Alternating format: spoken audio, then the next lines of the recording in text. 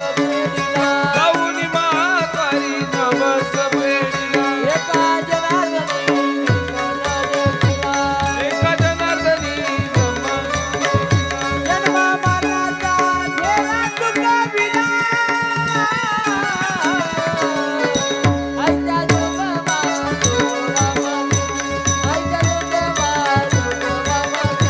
आईचा जोगवा जोगवा मागेना आईचा जोगवा जोगवा मागेना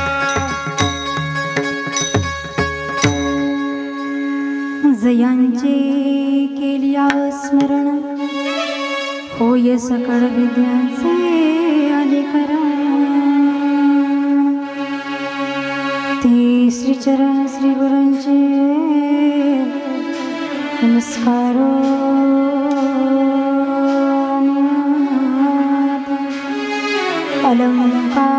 अलंकापुरी पुण्यभूमी पवित्र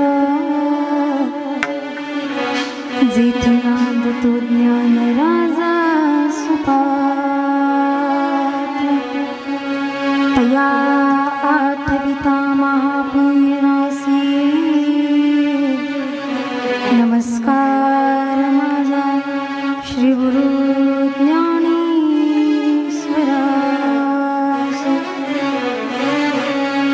ओम नमो ज्ञानेश्वरा ओम नमो ज्ञानेश्वरा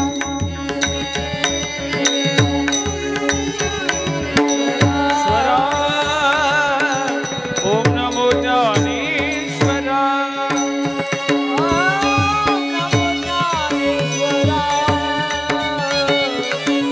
नमो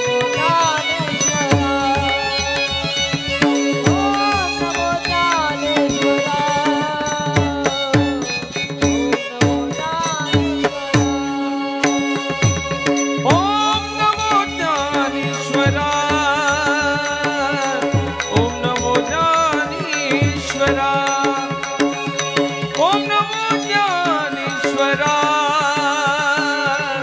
ओम नमो ज्ञानेश्वरा करुणा करा या दयाला करुणा करा या दयाला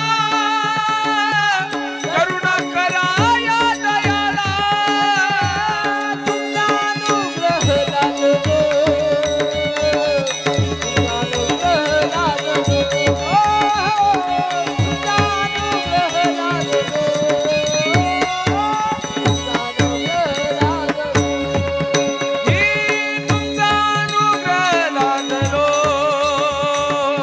तुमचा अनुग्रह लादलो तुमचा अनुग्रह लादलो तुमचा अनुग्रह लादलो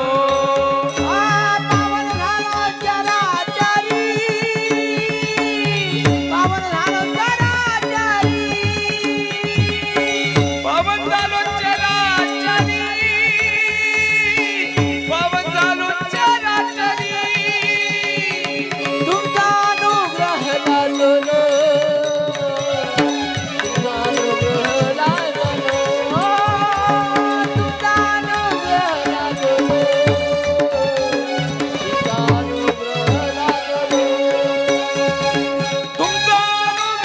लादलो तुमचा अनुग्रह लादलो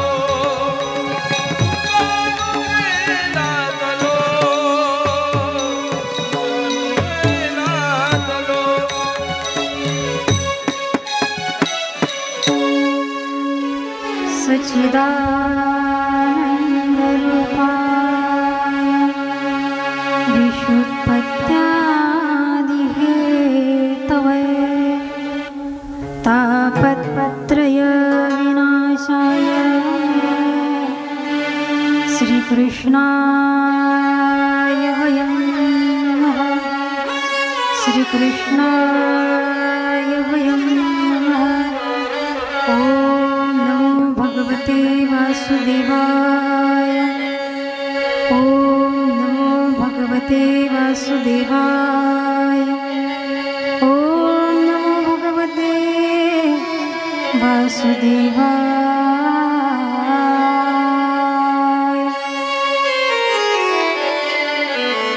मनोजवं मारुततुल्यवेगं जितेन्द्रियं बुद्धिमतां वातात्मजं वानुरयुतमुख्यं श्रीरामदूतं शरणं प्रपद्ये। आवो जी पवन कुमार हमारे हरि दर्शन में आओ जी पवन कुमार, हमारे हरि कीर्तन में आओ जी पवन कुमार हमारे हरि कीर्तन में। आओ जी पवन कुमार हमारी हरि कीर्तन में। चले आओ जी पवन कुमार हरि हरि हरि कीर्तन में।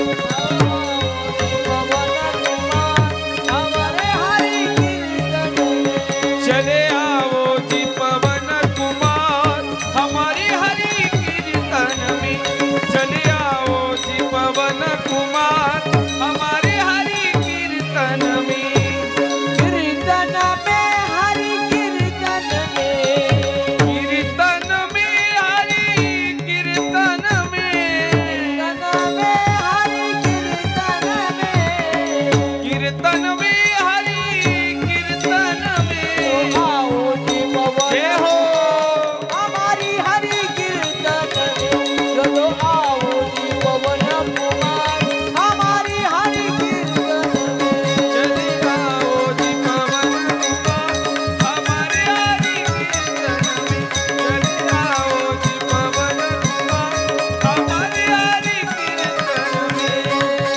हे दुख वंदन मारुति नंदन, हे दुख वंदन मारुति नंदन, सुन लो मेरी पुकार पवन सुनती बारंबार, पवन सुनती बारंबार, पवन सुनती बारंबार। हे दुख भंजन मारुति नंदन। हे दुख भंजन मारुति नंदन। सुन लो मेरी पुकार पवन सुत विनती बारंबार। पवन सुत विनती बारंबार। पवन सुत विनती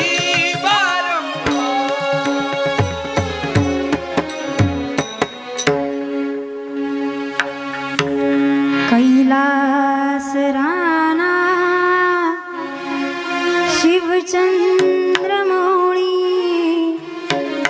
फलिंद्रनाथा मुकुट झळाळी कारंग सिंधू भवदुःखहारी तुझवीन शंभो मज कोण तारी तुझवीन शंभो मज कोण तारी।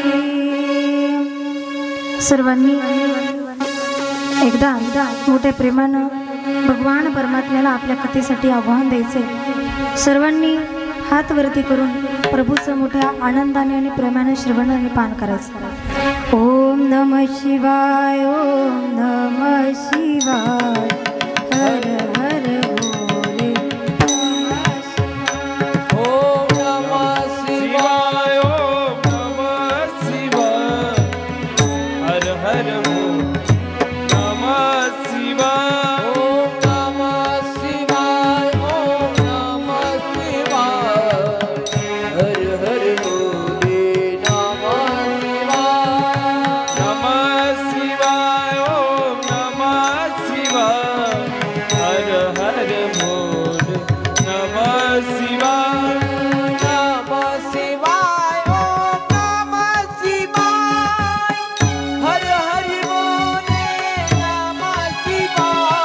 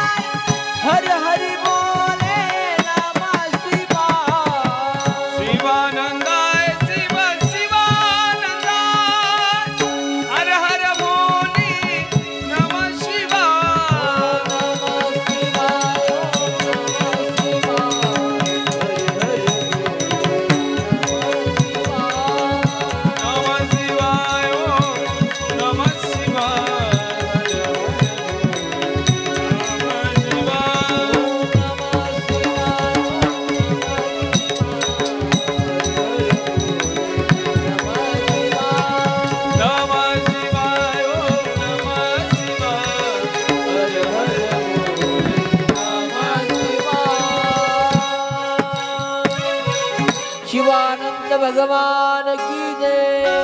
नमो पार्वती पते हर महादेव।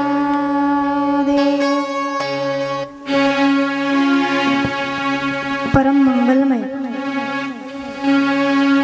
जीवाचं कल्याण करणारे काळरूपी सर्पाच्या ग्रासातून हे जीवाला मुक्त करणारे सर्वसामान्य जीवाला या घोर कलियुगातून पुण्याच्या मार्गाला नेणारी ही परम मंगलमय भगवान प्रभूंची साक्षात वाङ्मयीन मूर्ती असणारी श्री शिव महापुराण कथेचा आपला हा आजचा प्रथम दिवस।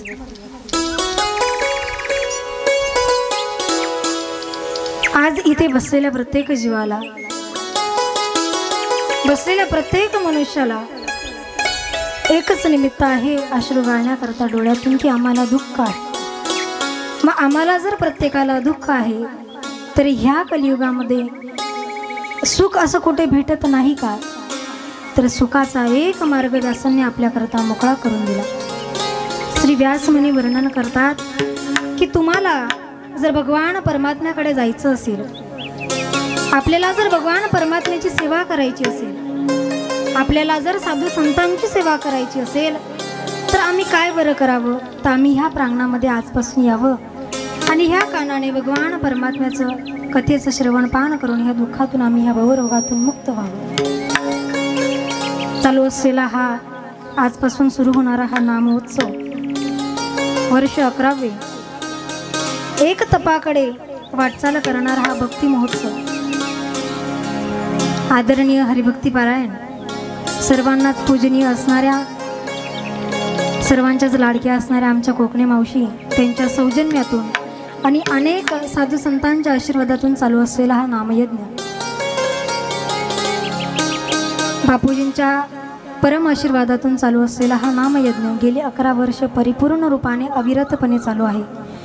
इथून पुढेही भगवान परमात्मा हा नामयज्ञ अविरतपणे चालू ठेवो। तन मन धनाने आपल्याला जेवढी सेवा प्रभूंची होणार आहे तेवढी आपल्याला आजपासून करायची।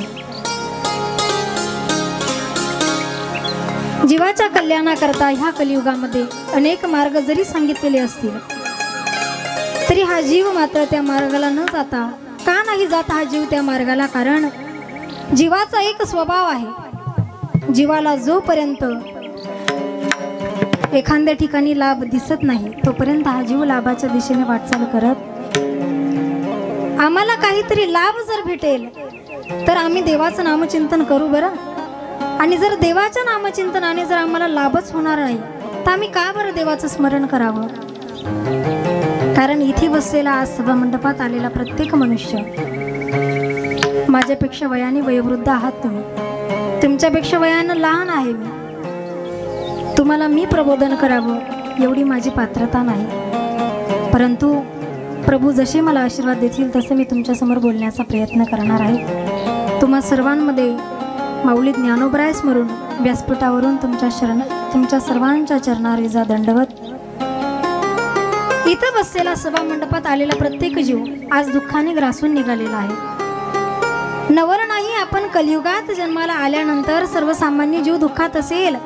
साधू संत वर्णन करतात ह्या मृत्यू लोकामध्ये राजा सुद्धा दुखी आहे आणि राजा दुखी म्हणून प्रजा सुद्धा दुखी आहे। जो दे दुखिया बाबा दुखिया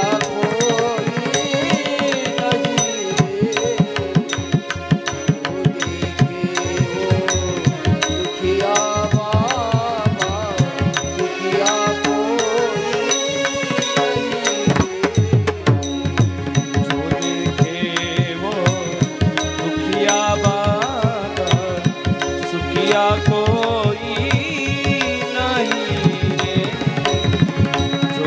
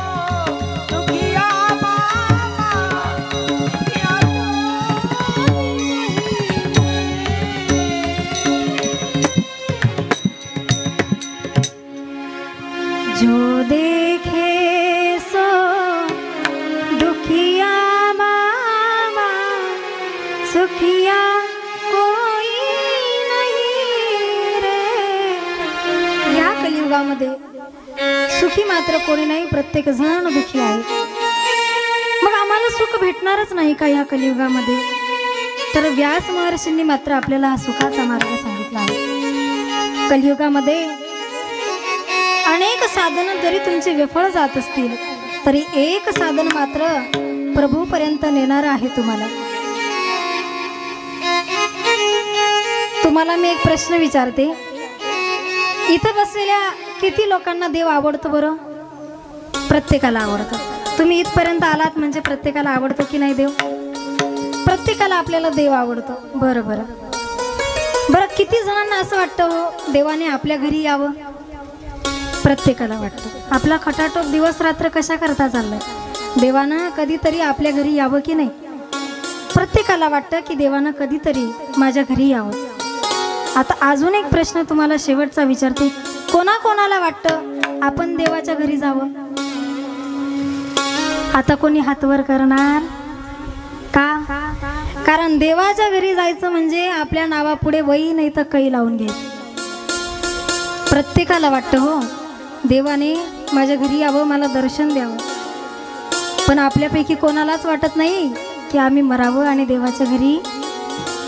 का बरं असं? मरणाला आपण प्रत्येक जण घाबरत असतो. इथं बसलेल्या प्रत्येकाला भीती आहे की आम्हाला कधी मरण येऊ नाही. का येऊ नये? कारण मेल्यानंतर आम्हाला आमच्या धनाचा उपभोग घेता येणार. का मरणाला इतके लोक का घाबरतात साधू संतांनी? तर ह्या मरणाला देवाचा मार्ग सांगितला.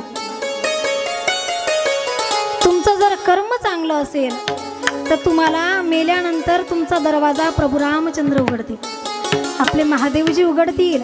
पण तुमचं कर्म जर वाईट असेल ना तर तुम्ही मेल्यानंतर हा तुमचा मृत्यूचा दरवाजा यमराज उघडल्याशिवाय राहणार.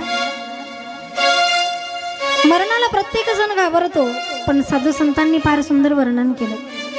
मरण से सब जग डरे, मरण से सब जग डरे, मेरे मन आनंद.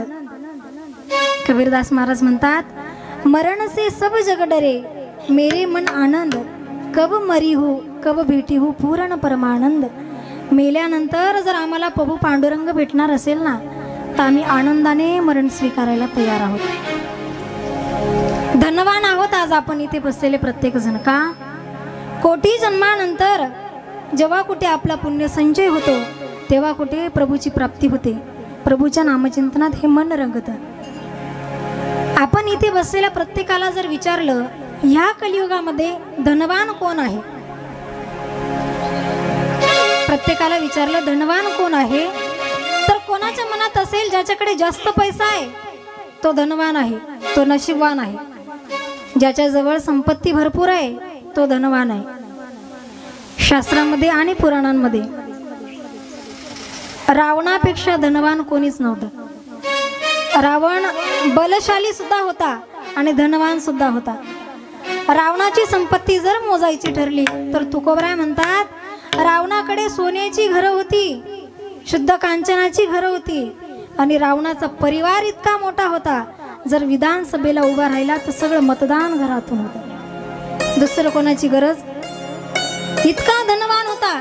बरं जाऊ द्या, पैशाने धनवान तो होताच होता, पण शरीराने सुद्धा बलवान होता. किती बलवान होता? रावणाला किती मुख होते हो?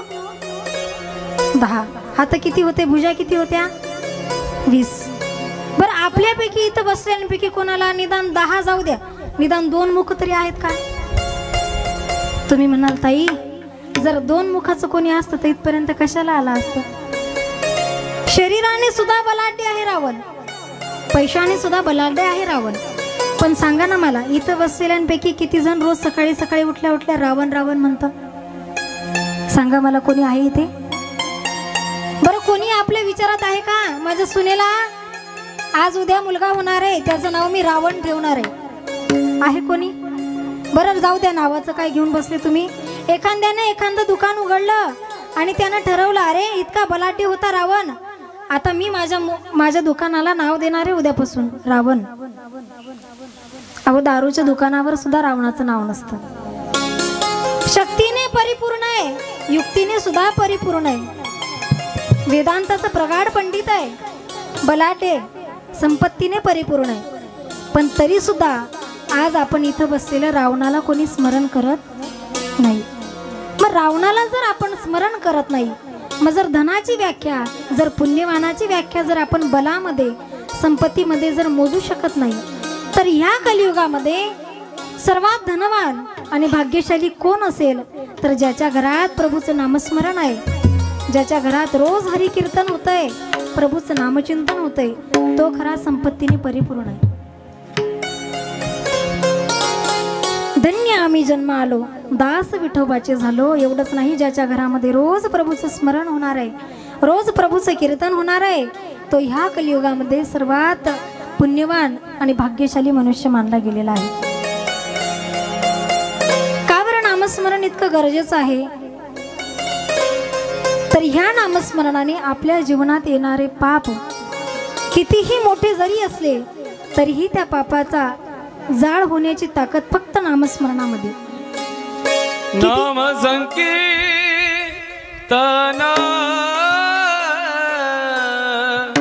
साधन पै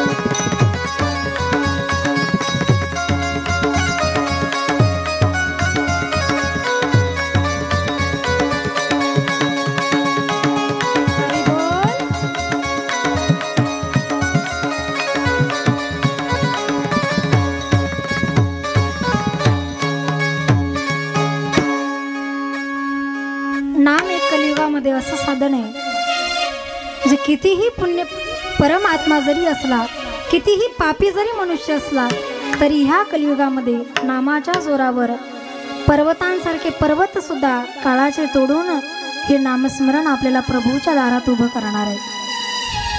का करावं आम्ही प्रभूचं नामचिंतन? आमच्या संसारामध्ये आम्हाला देवानं प्रत्येक गोष्टीची उणीव ठेवली आहे.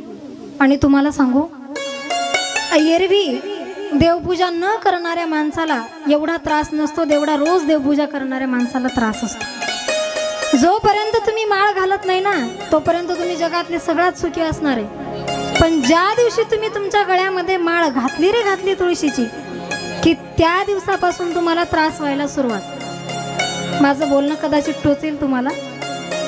का असं? याचं उत्तर असं आहे, एरवी दारू पिणाऱ्या माणसाला एवढा त्रास नसतो जेवढा सज्जनाला होतो. का होतो बरं सज्जनाला त्रास? कारण प्रभू परीक्षा घेत असतो. प्रभूला माहिती आहे हा जीव माझ्यापर्यंत येण्याकरता निघालाय, आता तो माझ्याकडे येणार आहे. पण माझ्याकडे येता येता जर याला विषयांमध्ये जर याचा जीव गुंतला तर हा माझ्यापर्यंत येऊ शकत नाही. मग हा जर माझ्यापर्यंत येऊ शकला नाही तर याची भक्ती कुठेतरी अर्ध्या रस्त्यावर थांबेल की नाही? आता आंब्याचं सीझन चालू आहे आपलं. एखाद्या झाडाला आंबे लागतात, आंबे लागले आंब्याच्या झाडाला. आमच्या विश्वनाथ महाराजांनी आजच रसपुरी खाल्ली. आंब्याच्या झाडाला जर आंबे लागले, समजा 10-50 आंबे लागले, 50 आंब्यांपैकी 50 पैकी 50 आंबे आपल्याला खायला गोड लागतात का हो? नाही. त्यातील काही आंबे झाडावरच सोडून जातात, काही आंबे खाली पडल्यानंतर खराब होतात आणि मोजकेच असे काही फळ असतात की ते जीवापर्यंत मुखापर्यंत खायला भेटतात आणि काही इतके भाग्यशाली असतात की प्रभूचा प्रसाद म्हणून प्रभूच्या प्रांगणामध्ये जातात. तसं या जीवाचे बरं, ह्या काळरूपी वृक्षामध्ये लागलेलं हे मनुष्यरूपी आणि हे जीवरूपी फळ इतकं पुण्यवान जर असेल तर ते ह्या शिवकथेपर्यंत येईल. आणि जर त्याचं पुण्य कुठेतरी कमी पडलं तर ते घरीच सडून राहील. मग जर आपल्याला प्रभूचं स्मरण करायचंय, प्रभूच्या चिंतना करता, देव कधीच आपली पात्रता बघत नाही, पण पात्र किती पवित्र आहे याची मात्र देव नक्की शहानिशा करत असतो. अनेक उणिवा असतील आपल्या संसारामध्ये, कारण मनुष्यानं देवानं काय दिलं याच्याकडे लक्ष नसतं, पण देवाने मला काय नाही दिलं याच्याकडे जास्त लक्ष जातं की नाही. देवाने मला ही गोष्ट नाही दिली, आपल्याकडे असण्यापेक्षा शेजारच्याकडे जास्त आहे याचं दुःख जास्त आहे मनुष्याला. एका मनुष्याचं रोज पोट दुखायचं, इतकं पोट दुखायचं, इतकं पोट दुखायचं, वर्ष झाला डॉक्टरकडे जातोय, डॉक्टरला त्याचा रोगच कळत नव्हता. त्याला हातपाय दुखायच्या गोळ्या दिल्या, त्याला निमोनियाच्या गोळ्या दिल्या, त्याला संधिवादाच्या गोळ्या दिल्या, सगळ्या गोळ्या दिल्या, पण त्याचं पोट दुखायचं थांबायचं नाही. वर्ष झाला त्याचा मित्र, त्याचा सखा एक दिवशी त्याच्याबरोबर डॉक्टरांपर्यंत गेला. त्या मित्राने सहज डॉक्टरांना प्रश्न केला, डॉक्टर अहो किती वर्ष झाले हा माझा मित्र तुमच्याकडे येतोय पोट दुखतं म्हणून. त्याने सांगितलं, बाबा वर्ष झालं, पण याच्या पोट दुखण्याचं मात्र मला काय विलास सापडला, मला काय समजत नाही. आता असं वाटतं माझी डॉक्टर की जाळून द्यावी आणि कुठेतरी मी निघून जावं. त्याने सांगितलं, अहो ऐका माझं, याचं पोट दुखणं कधीच बरं होणार नाही. डॉक्टरांना नवल वाटलं. त्या मित्राला विचारलं, का रे बाबा तुला कसं माहिती याचं पोट दुखणं थांबणार नाही. त्या मित्रानं उत्तर काय दिलं ऐका बरं का. त्या मित्रानं सांगितलं, डॉक्टर अहो याचं पोट दुखणं थांबणार नाही, कारण याच्यापेक्षा शेजारच्याचं घर एक ताल वरती आहे म्हणे. याच्याकडे फक्त 2 व्हीलर आहे, याच्या शेजारच्याकडे 4 व्हीलर आहे म्हणे. याचं पोट दुखणं अशानं थांबणार. आता सध्या फार ट्रेंड चालू आहे आपला की 1 लोटा जल आणि सभी समस्या का. पण खरंच एकदम प्रामाणिकपणे तुम्हाला मी प्रश्न विचारते, मी पण आणि तुम्ही पण आतापर्यंत अनेक लोटे जल महादेव प्रभूंना आपण समर्पित केले. सांगा मला, मला तर नाही पावले, तुम्हाला कोणाला आतापर्यंत. देव भेटणं जर एवढं सोपं असतं तर तपश्चर्याचा मार्ग इतका अवघड असून सुद्धा ऋषीमुनी का त्या मार्गावर गेले असते. आणि का बरं जावं आम्ही 1 लोटा जल घेऊन प्रभूंकडे, आमचा संसार सुखाचा व्हावा म्हणून. अहो त्याला जर संसार सुखाचाच द्यायचा असता आपला, तर त्यानं आपल्याला दुःखच कशाला दिलं असतं बरं. माऊली ज्ञानोबाराय ज्ञानेश्वरीमध्ये वर्णन करतात, मामी विश्वेश्वर भेटे जीव ग्रंथी न तुटे, हे बोल नको बोखटे कानी लावो. प्रभू जर भेटला आणि आपली इच्छा जर अपूर्ण राहिली तर तो एक तर परमेश्वर तरी खोटा, नाही तर तुम्हाला निर्माण होणारी आशा तरी खोटी हो. मामी विश्वेश्वर भेटे, परमात्मा भेटावा आणि जीव ग्रंथी ना तुटे, ह्या जीवानं तरी आशा समर्पित ठेवावी, बाकी ठेवावी. मग एकतर देव तरी खोटा, नाहीतर तुमची आशा तरी खोटी. 1 लोटा जलने जर माझा प्रभू प्रसन्न झाला असता, होईल ना, कधी होईल. तुम्ही मंदिरात न जाता कदाचित तुमच्या आयुष्यामध्ये, तुमच्या येणाऱ्या काळामध्ये, तुम्ही तुमच्या परिसरामधल्या, तुमच्या आयुष्यात येणाऱ्या एखाद्या व्यक्तीला तुमच्यामुळे जर दुःख होत असेल तर तुम्ही कितीही लोटे जल जरी प्रभूंवर समर्पित केलं तरी तुम्हाला कधीच प्रभू भेटणार. कलियुगामध्ये एक वेळ तुम्ही देवाचं नामचिंतन नाही केलं, देवाला भेटायला नाही गेले तरी चालेल, पण आपल्या हातून कोणाचं वाईट होणार नाही एवढी तरी आपण काळजी घेतली. भला किसी का कर न सको तो बुरा किसी का मत करना, पुष्प नहीं बन सकते तो तुम राह के कांटे मत बनना। भला किसी का कर न सको तुम, बुरा किसी का मत करना, फूल नहीं बन सकते तो कांटे बन कर मत रहना, कांटे बन कर मत रहना। काय वर्णन आलंय? साधू संत म्हणतात तुम्ही कोणाचं कल्याण नाही करू शकले काही हरकत नाही, पण तुमच्या हातानं तुमच्या वागण्यामुळं कोणाच्या डोळ्यामध्ये अश्रू येतील असं मात्र कधी जीवाने वागू. तुम्ही नाही कोणाचं भलं करू शकले काही हरकत नाही, पण कोणाचं वाईट मात्र आपल्या हातानं हो. आपल्या जीवनामध्ये आपल्या संसारामध्ये फार उणीव ठेवली देवाने, मान्य. खूप दुःख दिलंय देवानं आपल्याला, मान्य. पण ऐका ना, तुम्हाला एक कथा मी सांगणार आहे इथे.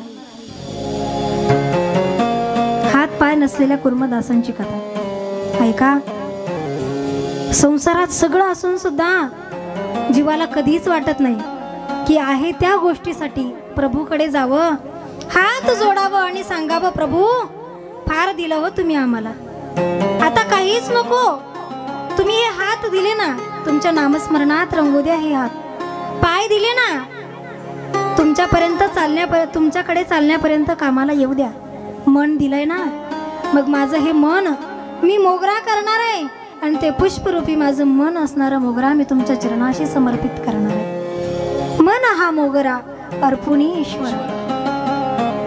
भगवान परमात्म्यानं शरीर दिलं, व्याधी दिली, पण ऐका ना देवा, कधीच या जीवाला वाटलं नाही हो. तुम्हाला एक मी सांगणार आहे, आपण प्रभूकडे थोडं मागितलं ना की तो थोडं देत असतो. आपण प्रभूकडे काहीतरी मागितलं की तो देत असतो. थोडं मागितलं तर थोडं देतो, जास्त मागितलं तर जास्तही देतो. पण ऐका, त्याच्याकडे जर आपण काहीच मागितलं नाही तर आपल्यात नशिबात नसणाऱ्या गोष्टी सुद्धा आपल्या पदरात टाकणारा परमेश्वर आहे. फक्त ह्या जीवानं न दिलेल्या गोष्टींची उणीव धरण्यापेक्षा जाऊन कधीतरी प्रभूला सांगावं, देवा खूप काही दिलं तुम्ही आम्हाला.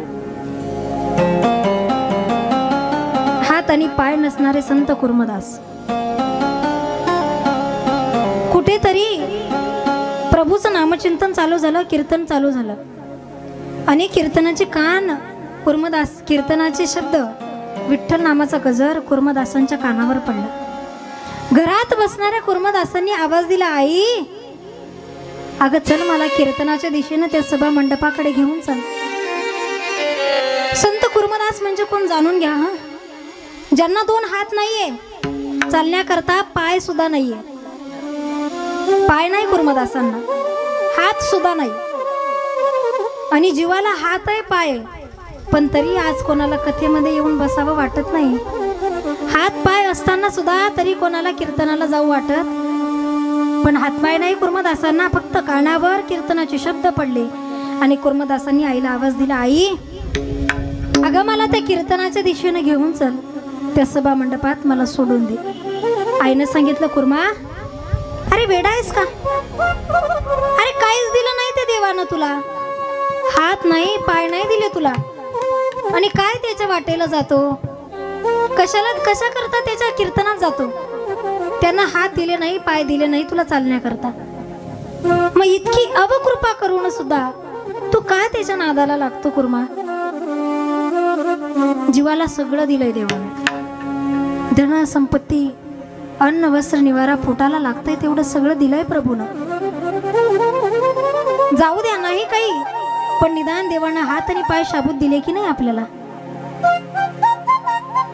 ज्याला पाय नाही ना त्याच्याकडे बघून कधीतरी आपण समाधान मानावं, देवा अरे आम्ही खेद करतो आमचे पाय दुखतात म्हणून, पण ज्याला पायच नाही त्याचं काय? खेद करतो आपण, देवा हाताला 24 तास आमचं काम आहे, पण ऐका ना ज्याला हातच नाही त्याचं काय? आपल्याला सुंदर बोलता येतं हो, मंजूळ वाणी प्रभूनं आपल्याला दिली आहे, पण ज्याला वाचाच नाही दिली त्याचं काय? आपल्याला आपले विचार मांडता येतात, पण ज्यांना वाचाच नाही त्यांनी शब्द कसे मांडायचे हो. आईनं सांगितलं, कुर्मा अरे वेडा का खुळा तू, देवानं काहीच न देता सुद्धा त्याच्या नादाला का लागतो तू कुर्मा, काय त्याचं नामचिंतन करतो बरं. सगळं असताना प्रभू आठवेल नवल नाही, पण काहीच नसताना ज्या दिवशी तुम्हाला देव आठवेल ना त्या दिवशी समजायचं आपण खरं भक्तीच्या मार्गाला निघालो. काहीच नसताना देण्याची वृत्ती ज्या दिवशी आपल्या मनात येते ना त्या दिवशी माझा प्रभू अनंत हाताने आपल्याला दान देत असतो. आईनं कुर्माला कड्यावर घेतलं, पाय नाही ना चालण्याकरता, कड्यावर घेतलं, कीर्तनाच्या सभा मंडपामध्ये असं जवळ आणून ठेवलं कुर्माला. कीर्तनात कीर्तनकार वक्तव्य करत होते, पंढरपूरचं महात्म्य गात होते. कसं आहे पंढरपूर, त्या पंढरीश परमात्म्याचं वर्णन करताना कीर्तनकार वर्णन करतायत. अहो वाळवंटामध्ये एक आमचा विठू उभा आहे कमरेवर हात ठेवून, पिवळं पितांबर धारण केलंय त्यानं, आणि भक्तासाठी 28 युगापासून माझा पांडुरंग परमात्मा उभा आहे. आषाढी वारीला इतकी गर्दी जमते माझ्या पांडुरंगाजवळ, आणि त्या गर्दीमध्ये प्रभू नामदेवांचं कीर्तन होतं. कीर्तनामध्ये सर्व समाज तल्लीन होतो. काय वर्णन करावं त्या पंढरपूरचं. सगळीकडे नामाचा गजर, वैष्णव दिंड्या, पताका, आणि सर्व भक्तगण त्या पांडुरंगाच्या नामस्मरणामध्ये तल्लीन. कुर्मदासांना वर्णन ऐकलं पंढरपूरचं. आल्यानं संसारा उठा वेग करा, शरण जाऊ दारा पांडुरंगा, का जा देह हे काळाचे, धन कुबेराचे, येथे मनुष्याचे काही नाही. कुर्मदासाला वैराग्य निर्माण झालं. पंढरीचं वर्णन ऐकलं आणि कुर्मदासाला असं वाटलं मीही पंढरपूरला जावं. कोण विचार करतंय, हातपाय नाही ते कुर्मदास विचार करतंय. आणि आपल्याला हातपाय असून सुद्धा पंढरपूरची वारी कधी करू वाटत. पंढरपूरचं सोडा, आपल्याला साधं सभा मंडपापर्यंत येऊ वाटत नाही. हातपाय नसलेल्या कुर्मदासाला कीर्तनात वाटलं की मीही जावं पंढरपूरला, मला पंढरपूरला जायचं. अट्टहास मनामध्ये धरला. हात नाही पाय नाही कुर्मदासांना, पण मनातला विचार बघा. आणि कीर्तन संपलं. पोटावर फरफटत फरफटत कीर्तनकाराच्या पायावर मस्तक ठेवून कुर्मदासांना सांगावं, प्रभू महाराज मला तुम्ही पंढरपूरला न्याल का हो. महाराजांनी कुर्मदासांकडे पाहिलं आणि रडले. हसली सुद्धा. सांगितलं, कुर्मा अरे वेडा का खोळा तू, अरे तुला हात नाही पाय नाही, पंढरपूर काय तू सदा तुझ्या घरापर्यंत सुद्धा जाऊ शकत नाही. वेडापणा सोडून दे. कीर्तन संपलं, आता तू तुझ्या घरी जा. वारकऱ्यांना, प्रत्येक वारकऱ्यांच्या चरणावर मस्तक ठेवावं. कुर्मदासांनी सांगावं की मला पंढरपूरला घेऊन चला. मी चालेल माझा, पण मला पंढरपूरच्या वाटेनं घेऊन चला. प्रत्येकानं हसावं, प्रत्येकानं ठिल्ली उडवावी कुर्मदासांची. सांगावं अरे वेडा आहे का हा, याला पाय नाही, हा कसा पंढरपूरला येणार. सर्वजण हसायचे. प्रत्येकाला असं वाटायचं अरे हा कसला येतोय पंढरपूरला. कीर्तन संपलं. सर्वजण पंढरीच्या दिशेनं निघून गेले. कुर्मदासांनी सुद्धा वाट धरली. बरं कसली, पंढरपूरची. पाय नाही कुर्मदासांना. परपटत परपटत कुर्मदास पंढरीच्या वाटेला निघाले. रस्त्यामध्ये अनेक संत मंडळी भेटली की सांगायची, कुर्मदासा अहो वेडापणा करू नका, तुम्ही पंढरपूर पर्यंत जाऊ शकणार नाही. कशाला वेडापणा करता, नका जाऊ. कुर्मदासांना वाटायचं आता एकदा का या शरीरानं ठरवलं तर आता पुन्हा संसारात जायचं. आता जायचं तर फक्त पंढरीच्या दिशेला. फरफटत फरफटत निघाल्या कुर्मदासांनी. वाट धरली पंढरपूरची.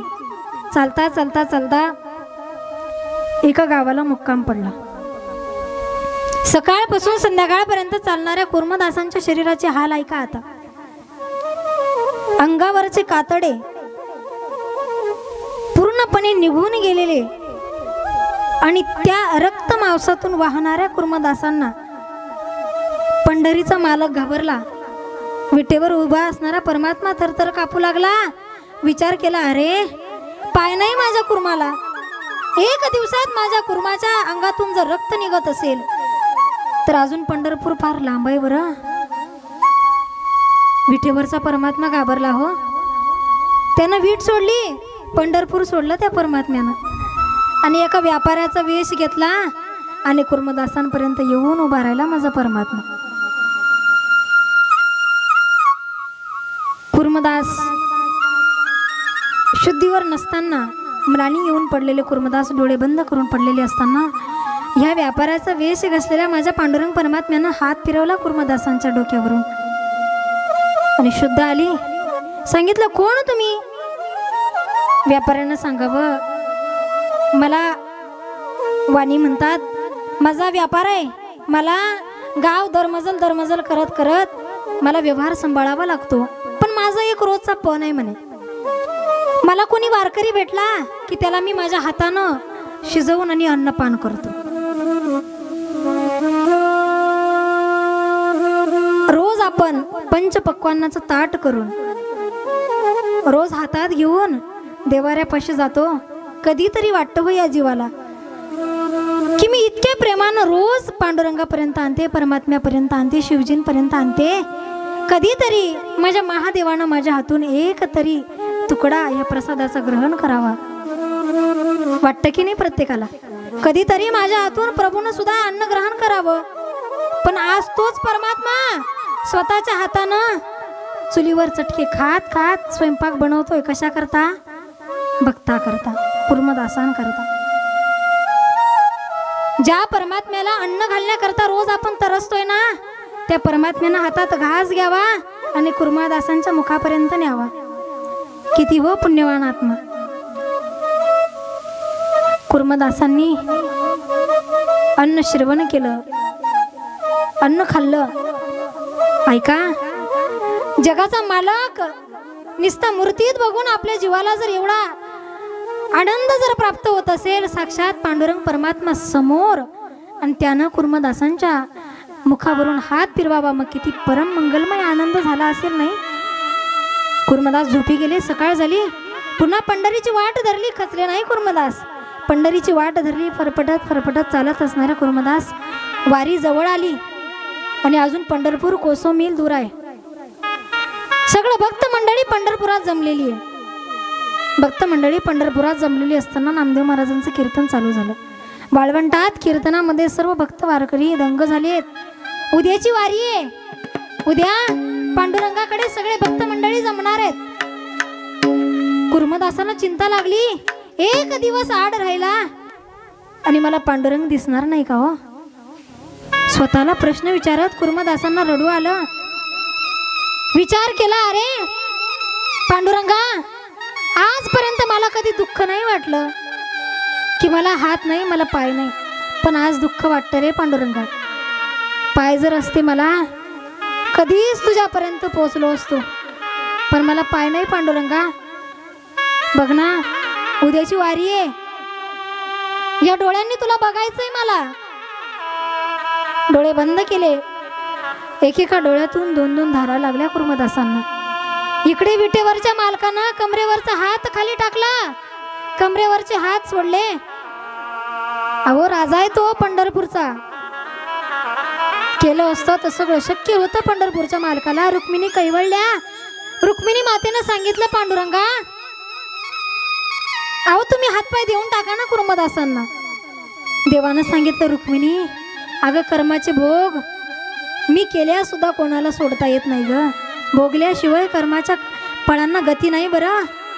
माझा मालक घाबरला आणि विटेवरून खाली उतरणारा परमात्मा पळत सुटला कुर्मदासांच्या दिशेनं. रुक्मिणी घाबरल्या. वाळवंटात नामदेव महाराजांचं कीर्तन चालू होतं. कीर्तनात असणाऱ्या नामदेव महाराजांनी बघितलं प्रभू कुठेतरी पळत पळत चालले आणि नामदेव महाराज सुद्धा पांडुरंग परमात्म्याच्या बरोबर पळत सुटले. माऊली ज्ञानोबराय सुद्धा निघाले. संत आणि देव भेटणं एवढं शक्य नाही बरं, दुर्लभ गोष्ट आहे. रक्तबंबाळ झालेलं शरीर कुर्मदासांचं रस्त्याच्या कडेनं पडलेलं होतं. रक्तबंबाळ झालेलं शरीर. गावकरी मंडळी यायचे, बघायचे, अरे किती बिकट अवस्था ह्या बिचाऱ्याची, कशाला वेडापणा करत असेल हा. म्हणत म्हणत म्हणत सर्वजण बघून निघून जायचे. पांडुरंगाला वेळ निघत नव्हता बरं. पळत पळत निघणारा माझा पांडुरंग परमात्मा कुर्मदासांपर्यंत येऊन थांबला. कुर्मदासांना उठवलं. कुर्मा, अरे उठ बरं. कुर्मानं डोळे उघडले. रक्तबंबाळ शरीर आणि डोळे उघडल्याबरोबर परमानंदाची प्राप्ती हो समोर. देवाला बघितलं. सांगितलं, देवा चरणावर मस्तक ठेवलं. ऐका ना, देव आपण रोज देवाच्या घरी जातो, नवल नाही हो, पण कधीतरी त्या परमात्म्यानं राऊळ सोडून आपल्या घरी यावं. अशी भक्ती या जीवाकडून आयुष्यात एकदा तरी व्हावी. निर्मळ भक्तीचं प्रतीक असणाऱ्या कुर्मदासांच्या मुखावरून हात फिरवला पांडुरंगानं. देव भेटला म्हटल्याबरोबर कुर्मदासांनी सांगितलं, देवा अरे किती निष्ठुर आहेस तू. हे शरीर किती पापी आहे बघ. किती लवकर थकलं हे, तुझ्यापर्यंत येऊ शकलं नाही देवा.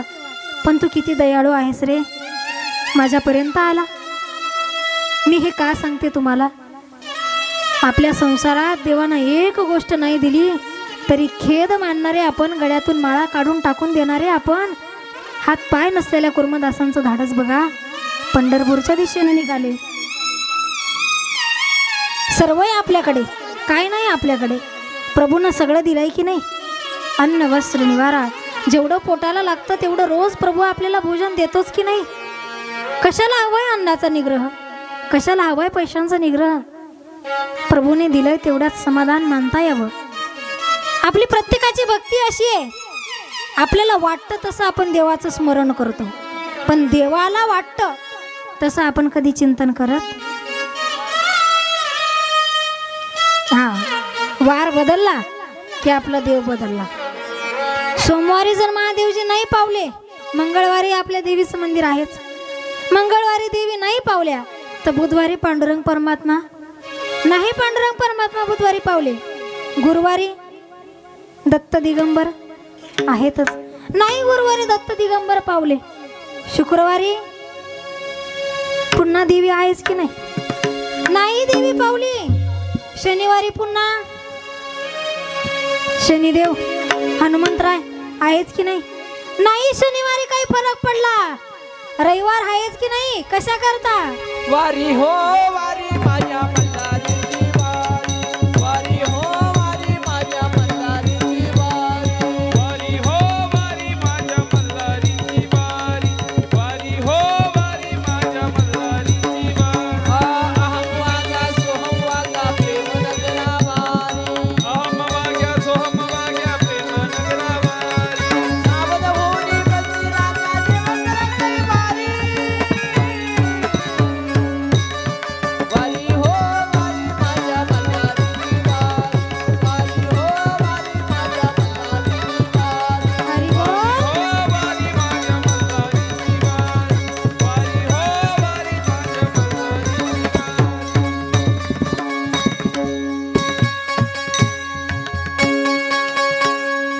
आपण आपल्या हिशोबाने देवाला स्मरण करायला जातो. सोमवारी आपली भक्ती संध्याकाळपर्यंत पावन होतच नाही की महादेवजींना वाटतं याला काहीतरी द्यावा, पण तेवढ्यात आपण दुसऱ्या देवाच्या नादाला. तुम्ही कोणाचंही स्मरण करा, कोणाचंही. तुम्हाला वाटतंय ना आपल्याला ओम नमः शिवाय म्हणायचंय, चालेल. तुम्हाला वाटतंय ना आम्हाला देवीची आराधना करायची आहे, तरीही चालेल. तुम्हाला वाटतंय ना आम्हाला पांडुरंगाची भक्ती करायची आहे, तरीही चालेल. तुम्हाला वाटतंय आम्हाला संतांचं भजन करायचंय, तरीही चालेल. तुम्ही कोणाचंही नामचिंतन करा, पण अंती आपण एक परम तत्वाला जाऊन प्राप्त होणार आहोत. ते तत्व एरवी वेगळं वेगळं नाही. आपल्याला वेद सुद्धा सांगतात. काही काही महाभागांना आम्ही जर म्हटलं ना, दादा कोणत्या देवाची भक्ती करता तुम्ही, ते महाभाग आम्हाला सांगतात, ताई देव आणि आम्ही देव, आम्ही ते भानगडीतच पडत नाही. मग आम्हाला कळतं देवपूजा म्हणजे भानगड आहे. मग आम्हाला कळतं की देवदेव म्हणजे आपण करतो ते भानगडी आहे. त्याचा देवाचा काही संबंधच नव्हता, पण आपल्या बापाने सांगितलंय म्हणून कसं बसं करायचं म्हणून. पहाटे त्याला वाटलं आता वडील गेले म्हटल्यानंतर वडील थोडी राहणार आहेत बघायला आपण देवदेव पूजा करतो की नाही. त्यानं हो म्हणून घेतलं. वडील पिताश्री दुसऱ्या दिवशी कामानिमित्त निघून गेले. 5 वाजले. आईनं आवाज दिला, पप्या अरे उठ, तुला देवपूजा करायची नाही का. कसा बसा बिचारा कंटाळवाना उठला. देवपूजा कशी बशी केली. कोणत्या देवाला आंघोळ घातली, कोणत्या देवाला नाही घातली. जीवाचा एक स्वभाव आहे. तीर्थयात्रेला गेला की आणला देव, एखाद्या ठिकाणी दर्शनाला गेला की आणला देव. नाही आवडला ठेवला मंदिरात, ठेवला पिंपळाच्या झाडाखाली, ठेवला एखाद्या रोडावर, ठेवला एखाद्या झाडाखाली. कशी बशी देवपूजा त्यानं केली. कोणाला गंध लावला, कोणाला नाही लावला. त्याला वाटलं आज केली, आता उद्या मात्र मी देवपूजा करणार. पुन्हा संध्याकाळ झाली, झोपी गेला. पुन्हा उद्या सकाळचे 5 वाजले. आईनं पुन्हा आवाज दिला, पप्या अरे उठ, तुला देवाची देवपूजा करायची नाही का. त्याला फार कंटाळा आला. काय म्हणे आई, रोज रोज लावून दिलं तू, देवपूजा करायची नाही का, करायची नाही का. एक काम कर म्हणे, कवर देवांना फक्त तांब्यावर पाण्यात आंघोळ घालायची. असं कर, सगळे देव मला बादलीत घालून दे, मी विहिरीवरून आंघोळ घालून आणतो म्हणे. काय सांगितलं त्यांना, आंघोळीला पाणी कमी पडतं म्हणे. असं कर, सर्व देव बादलीत घालून दे, मी त्यांना विहिरीवरून आंघोळ घालून आणतो म्हणे. आईनं तसंच केलं. सगळे देव बादलीत घातले, विहिरीवर आंघोळ घालण्याकरता नेले. विहीर माहिती ना तुम्हाला, आपण सगळे गावाकडचे मंडळी आहोत. सगळे देव बादलीत घातले आणि विहिरीवर आंघोळ घालण्याकरता. बरं, ह्या महाभागानं देव तरी वरती काढून पाणी घेण्याकरता बादली टाकावी की नाही खाली. त्यानं बादली सहित देव विहिरीत घातले. बादली सहित देव विहिरीत गेले. बरं, जीवाचा स्वभाव आहे. साडी जर घ्यायला मंडळी जर आपली दुकानात गेली तर दुकानदार जर हलक्या साड्या दाखवायला लागला तर बाई म्हणते, दादा अहो जरा भालीतल्या दाखवा. कोणाला द्यायला नाही, मला नेसायला घ्यायची. आणि कोणाला द्यायची राहिली तर मग 200-300 ची चालेल, हलकीच दाखवा ना. पण दादा अहो मला नेसायची, जरा भारी दाखवा, भारीतली पैठणी दाखवा बरं. जीवाचा स्वभाव आहे. देव बनवताना हलके बनवल, पण साडी घेताना हलकी घेणार. जे देव हलके हलके होते ते वरती तरंगून विहिरीतच राहिले. म्हणजे जे देव जड होते ते बादलीत पुन्हा वरती आले. आता हा घरी आला उरलेले देव घेऊन. यानं देवाऱ्यात ठेवून दिले. आईनं तेवढ्याच सांगितलं, पप्या का रे, तुला देवाची आरती करायची नाही, देवाला गंध लावायचा नाही. तेवढ्यात त्यानं उपरनं तोंडाला लावलं आणि रडायलाच लागला. सांगितलं, आई आजपासून आपल्याला सुतक पडलं म्हणे, आता देवपूजा करायची. का म्हणे, काय झालं, कोण मेलं. अगं कोणी मेलं नाही म्हणे, आपल्या देवाऱ्यातल्या देवांना आत्महत्या केली विहिरीमध्ये पडून. आता आपल्याला काय झालं म्हणे, सुतक झालं. आता उद्यापासून देवपूजेला सुट्टी. परत सकाळचे 5 वाजले. आईने सांगितलं, पप्या अरे उरलेल्या देवांची तरी देवपूजा करण्याकरता उठ बाबा. त्याला मात्र आता कंटाळाच आला. त्यानं बॅग भरली आणि विचार केला, चला सासरवाडीला. तिथं काय जावयाला कोणी काही काम सांगणार. सासरवाडीला घरात पाय का दारात पाय. तेवढ्याच सासूबाईनं आवाज दिला, जावई बापू बरं झालं तुम्ही आलात म्हणे. काल तुमचे वडील जाता जाता तुमच्या सासरी बुवांना सुद्धा घेऊन गेले. कालपासून देवाची देवपूजा करायलाच कोणी नव्हतं म्हणे. जावयानं विचार केला, घरी नाही म्हणतो काही हरकत नाही, पण सासरवाडीला झाकली मोठ. बसला जावई बापू देवपूजेला. आता जावई बापू देवपूजेला म्हटले बसल्याबरोबर सासूनं महागातली अगरबत्ती आणली, महागातला धूप आणला. हे मोठी समय दिली जावयाकडे लावायला. धूप दीप अगरबत्तीचा असा घमघमाट सुटला. सगळं अंगणभर वास सुटला. आणि शेजारच्या शांताबाई आल्या. गाण्यातल्या नाही बरं, प्रसंगातले. आवाज दिला, शांताबाई अगं तुझ्या घरी फार वास येतोय, सुगंध. अगं कसला. तेवढ्याच सासूबाई लगबगीनं बाहेर गेल्या. सांगितलं, अगं कांती आवाज करू नको. का. अगं म्हणे माझे जावई बापू देवपूजा करतात, त्यांना देवपूजा करताना आवाज चालत नाही म्हणे कोणाचा. कोण सांगते, कोणाबद्दल सांगते. ज्याने काल परवा देव अर्धे बुडवून विहिरीत मारले, त्याला देवपूजा करताना आवाज चालत नाही असं सासूबाई सांगतात.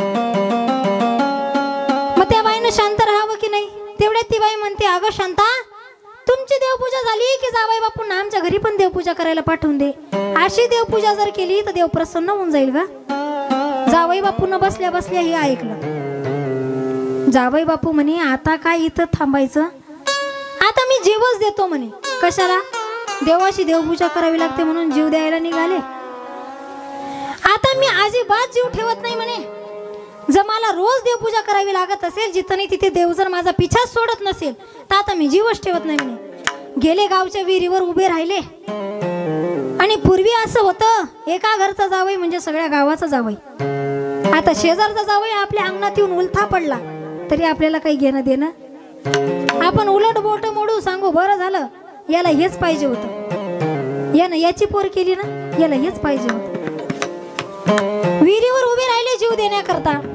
विहिरीत उडी टाकणार तेवढ्यात ते विहिरीच्या मालकानं आवाज दिला, जावई बापू अहो कशाला एवढे जीवाला कंटाळता तुम्ही? अहो कशाला जीव देता तुम्ही? तुम्हाला जर 2 वेळचं अन्न नसेल माझ्या घरी चला, मी तुम्हाला 3 टाइम खायला देतो. अहो कशाला काळजी करता? माझ्या घरी चला, तुम्हाला खायला काही नसेल मी देतो, राहायला नसेल माझं घर घ्या राहण्याकरता, काहीच काम करू नका, फक्त देवपूजा करा तेवढी. राहिले असतील का जावई बापू जिवंत? म्हणजे इतका कंटाळा आहे आपल्याला देवाचा. आपण आपल्या हिशोबाने देव करायला जातो, पण नाही ना. देवाला जर आपलंसं करायचं असेल तर काया वाचा म्हणे झाला विष्णुदास. काम क्रोध लोभ त्यास बाधिती ना. प्रभूला स्मरायचं असेल तर आपलं शरीर सुद्धा भजनात असावं, नवल नाही आपलं मन सुद्धा भजनात रंगता यावं. देवाकडे प्रार्थना करावी, प्रभू माझं मन तुझ्या भजनात रंगू दे बरं. या कलियुगामध्ये एकच फक्त नामचिंतन प्रभूच्याकडे नेण्याकरता आपल्याला कारणीभूत आहे. त्या प्रभूंचं आपण एकदा मोठ्या प्रेमानं भजन करू.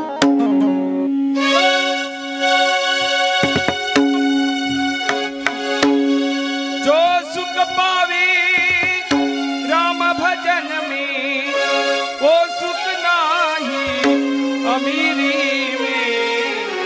मन लागो मेरो यार फकीरी में. मन लागो मेरो यार फकीरी में. मन लागो मेरो यार फकीरी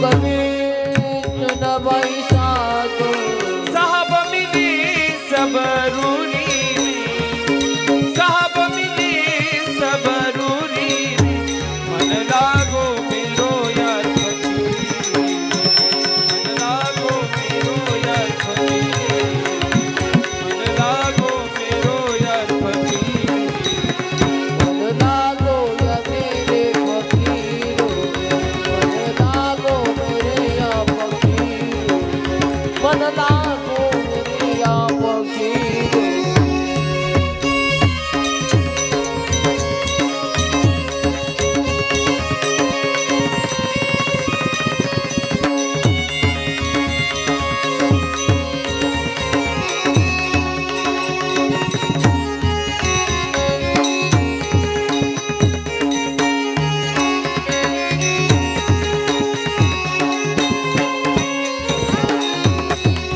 हरि बोल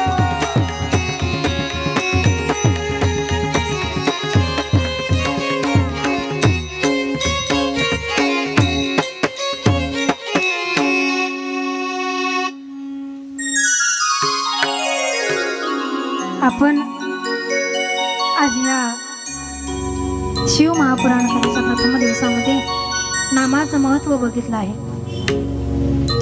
वेळेनुसार वेळेअभावी आज आपल्याला कथेमध्ये प्रवेश करता नाही आला, परंतु उद्यापासून मात्र ठीक 3 वाजता कथेला सुरुवात होईल.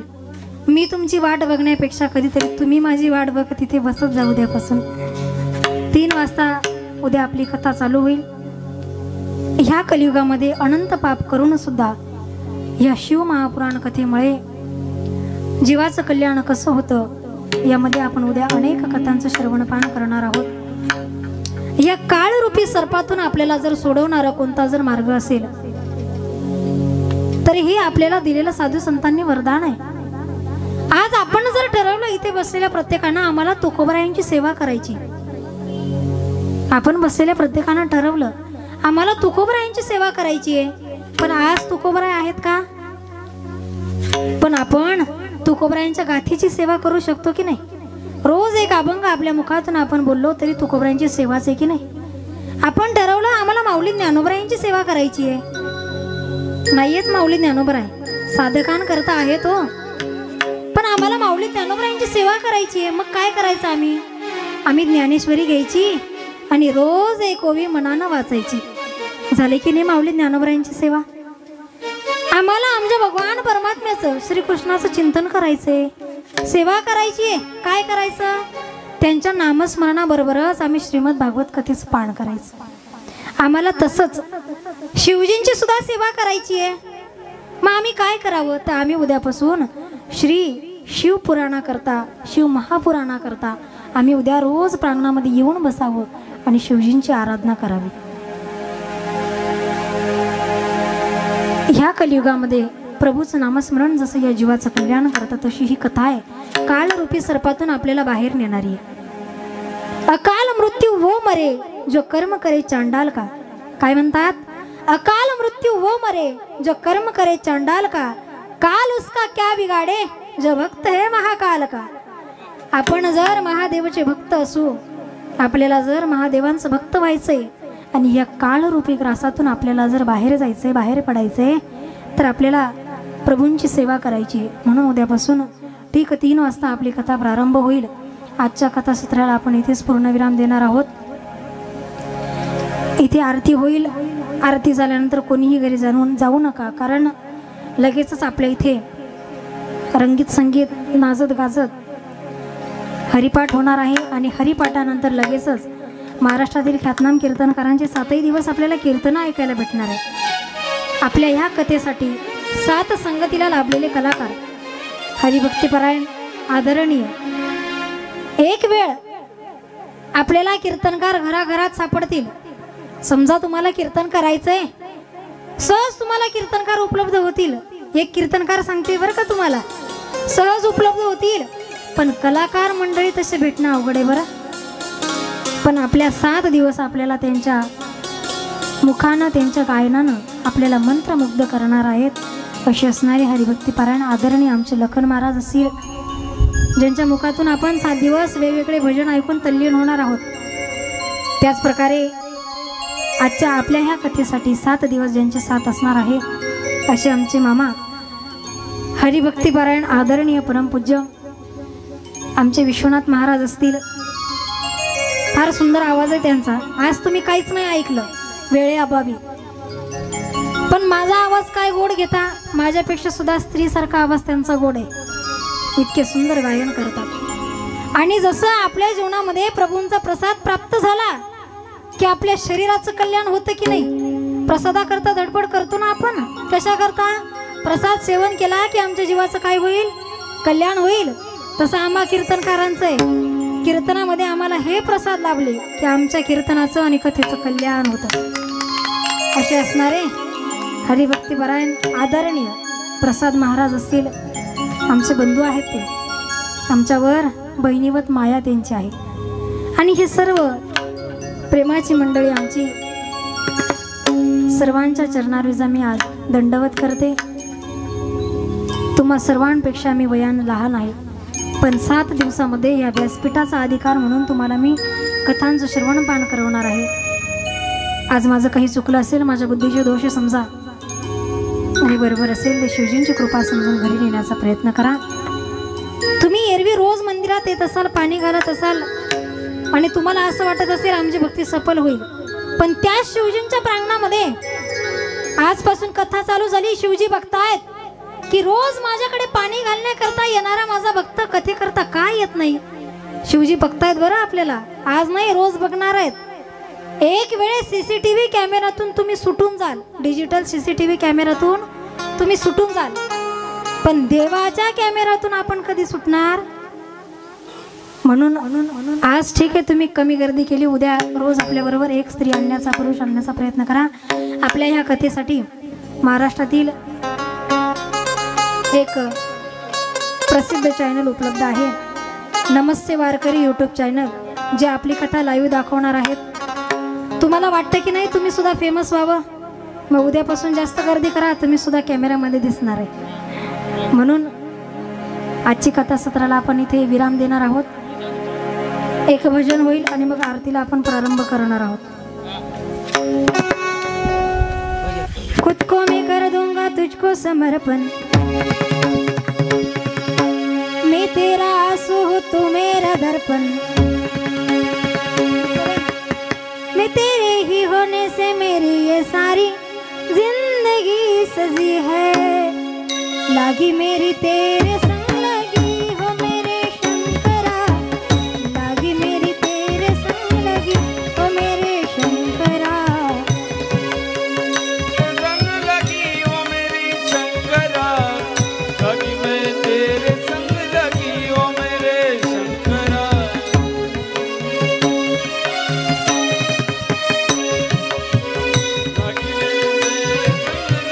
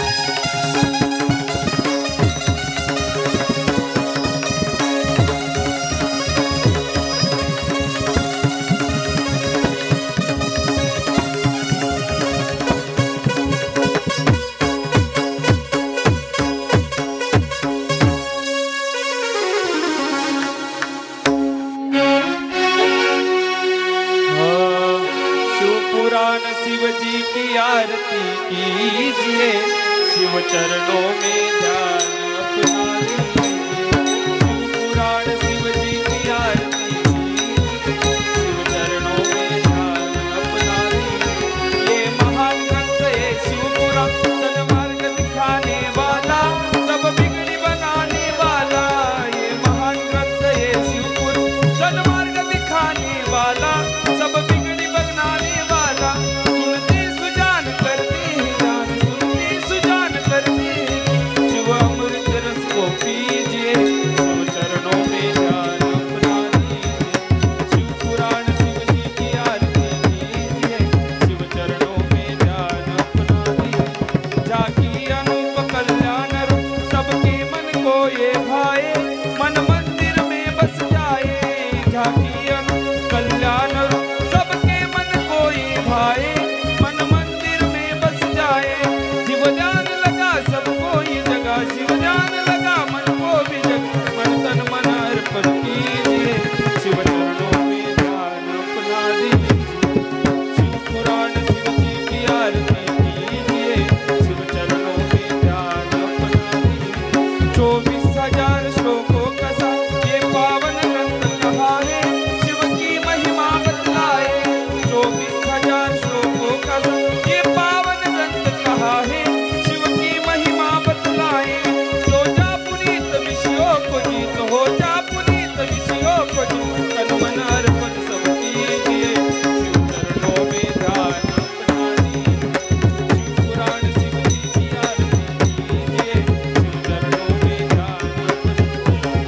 ये विश्वनाथ करते सगा, सब दुख मिटाने वाला, भव पार लगाने वाला।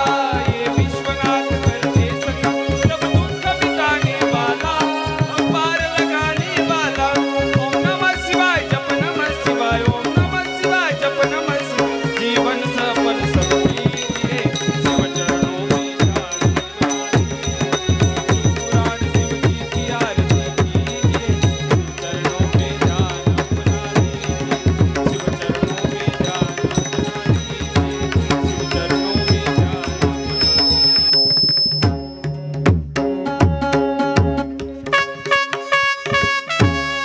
कर्पूर गौरम करुणावतारम, कर्तारतारं भुजगेन्द्रहारं, सदा वसन्तं हृदयारविन्दे भवं भवानी दैवतमां।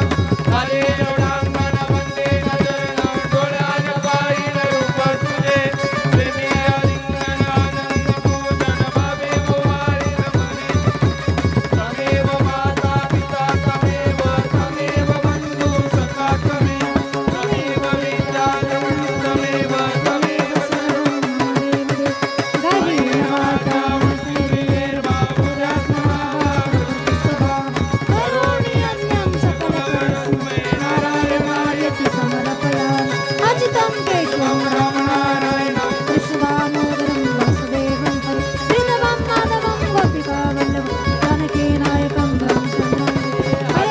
हरे राम राम राम हरे हरे, हरे कृष्ण कृष्ण कृष्ण हरे, हरे राम राम हरे हरे, कृष्ण कृष्ण। नमः पार्वती पते, हर हर हर महादेव। प्रभु श्री रामचंद्र भगवान की जय, गोपाल कृष्ण भगवान की जय, बजरंग बली की